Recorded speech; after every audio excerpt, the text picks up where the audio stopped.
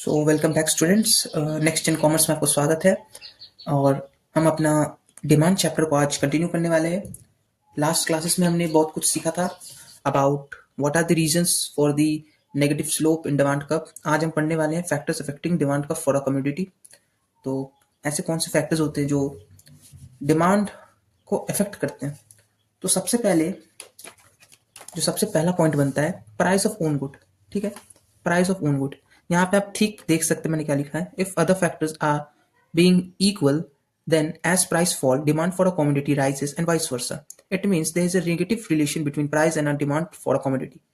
यहाँ पे कहा यह जा रहा है अगर किसी भी कॉमोडिटी का प्राइस को हम गिरा देंगे तो ये जाहिर सी बात है उसकी डिमांड बढ़ जाएगी।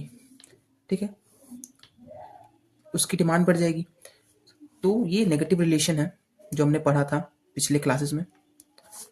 ठीक है, तो ये एक पहला फैक्टर होता है प्राइस ऑफ ओन गुड। जो गुड आप ले रहे हैं या जिसको आप टारगेट कर रहे हैं, अगर उसकी खुद की प्राइस में अगर गिरावट आ जाए तो हम उसकी डिमांड को बढ़ा देंगे, या उसकी प्राइस में अगर बढ़ोतरी आ जाए तो उसकी डिमांड को हम गिरा देंगे।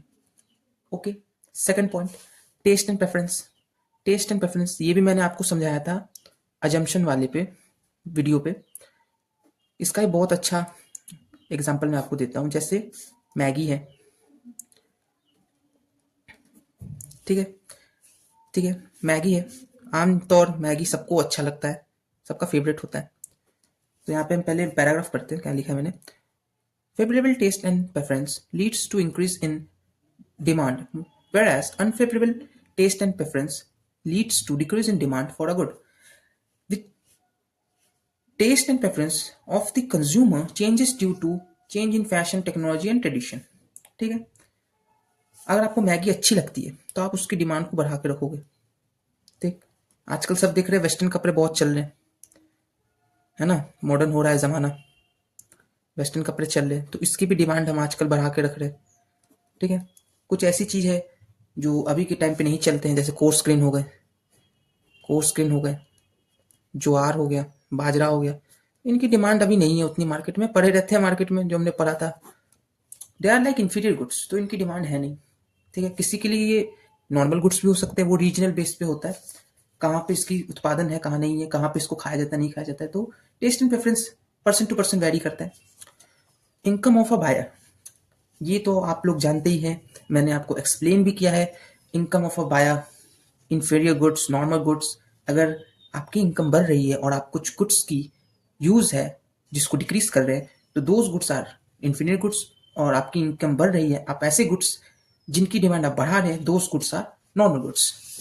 ओके, नेक्स्ट आ जाइए। नंबर ऑफ कंज्यूमर और पॉपुलेशन। ठीक है, यहाँ पे हम एक पॉइंट को इंक्लूड कर रहे हैं, ये मार्केट डिमांड है। अभी तक मैंने आपको मार्केट डिमांड एक्सप्लेन नहीं किया है, मैं जल्दी आपको करूंगा। तो ये जो पॉइंट है मार्केट डिमांड का फैक्टर है, इसको आप इंडिविजुअल डिमांड में कंसीडर मत करिएगा। अगर आप पे एग्जाम में पूछा जाए कि मार्केट डिमांड, देखिए जितने भी फैक्टर्स ऑफ डिमांड है वो मार्केट डिमांड में ऑटोमेटिकली हम उसको लिख सकते हैं। ठीक है, जो हमने पहले पढ़ा अभी, income of buyer, taste and preference, price of own good, ये सब पॉइंट हम मार्केट डिमांड में लिख सकते हैं as well as individual demand में। बट जो ये पॉइंट है इसको हम बस मार्केट डिमांड में ही इंक्लूड करेंगे, इंडिविजुअल डिमांड में हम इसे इंक्लूड नहीं करेंगे। ठीक है, तो मार्केट डिमांड का जो सबसे पहला फैक्टर है वो है नंबर ऑफ कंज्यूमर और population.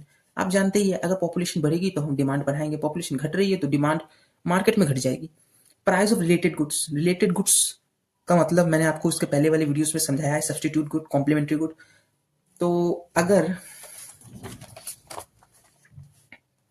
Price of good x बढ़ रहा है तो हम डिमांड फॉर गुड वाई की बढ़ा देंगे। मतलब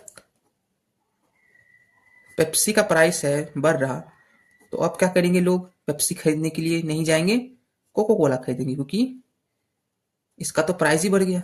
इसका प्राइस कांस्टेंट था, कल भी 10 आज भी 10, इसका पहले कल 10 आज 15, तो इसकी डिमांड बढ़ जाएगी ऑटोमेटिकली। कॉम्प्लीमेंट्री का भी वही हाल है। पर इसमें एक पॉइंट ये है कि यहाँ पे आपको पॉजिटिव रिलेशन देखने को मिलेगा। Whereas here in complementary goods, यहाँ आपको प्राइस ऑफ गुड एक्स अगर बढ़ रहा है तो हम डिमांड फॉर गुड वाई की घटा देंगे।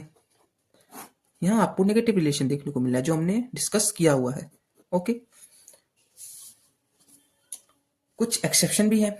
Exception of change in price in near future, अगर किसी बायर को ऐसा लग रहा है कि जो मैं कॉमोडिटी खरीदने जा रहा हूँ फ्यूचर में उसका प्राइस घट या बढ़ सकता है, तो वो अपने हिसाब से डिमांड को एडजस्ट कर लेगा। अगर उसे ये दिख रहा है कि फ्यूचर में इस कॉमोडिटी का प्राइस घटने वाला है तो वो आज की डेट में उसकी डिमांड घटा देगा। और अगर उसको ये लग रहा है कि आने वाले समय में इस कॉमोडिटी की प्राइस बढ़ सकता है तो वो उसकी प्राइस बढ़ने का इंतजार नहीं करेगा, वो पहले ही डिमांड बढ़ा देगा।